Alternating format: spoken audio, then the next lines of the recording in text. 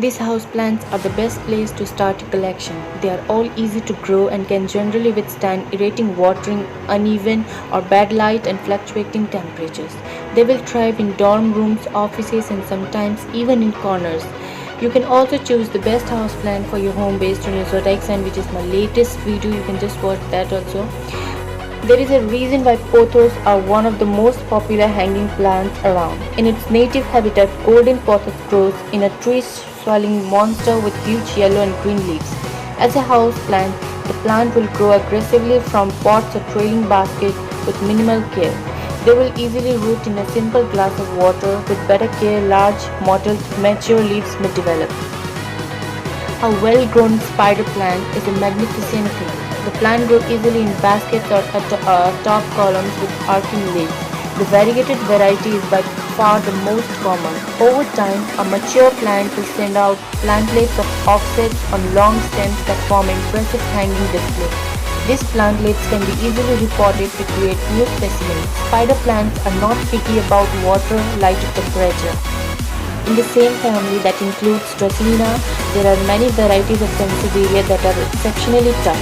They like plenty of light, but they can handle less if necessary, and they are not too much particular about watering as long as it is not too much. They also thrive in an office environment. When repotting is necessary, the main clump can be easily divided.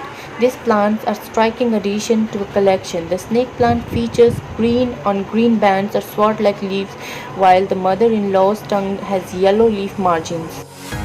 There are many varieties of Draceana suitable for home growth. These are wonderfully easy plants that can tolerate a wide variety of conditions. These plants feature arching leaves from a woody stem.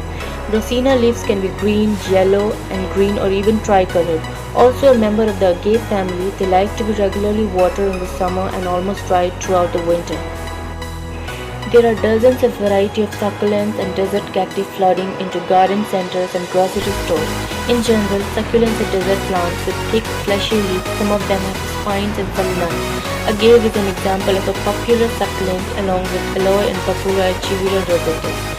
Cacti generally have spines and interesting leaf structure, including barrels, paddles, and columns. As a class, succulents and cacti are slow-growing and will withstand tremendous abuse. They do best with bright light, well-drained pots, and little water. In the right placement, these are plants that truly thrive on neglect.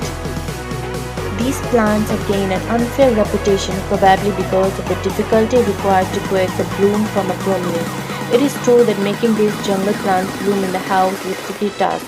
They require copious warmth and water along with high humidity and filter light to produce this showy flower spike. However, many species of bromeliads have beautiful leaves that are attractive by themselves.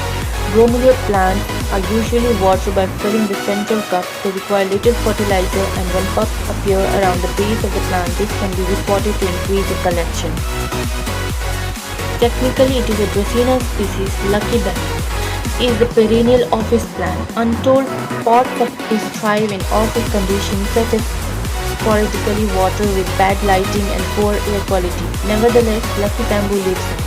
These make wonderful gift plants, and many people believe they bring good luck and enhance the chi of energy of the surroundings.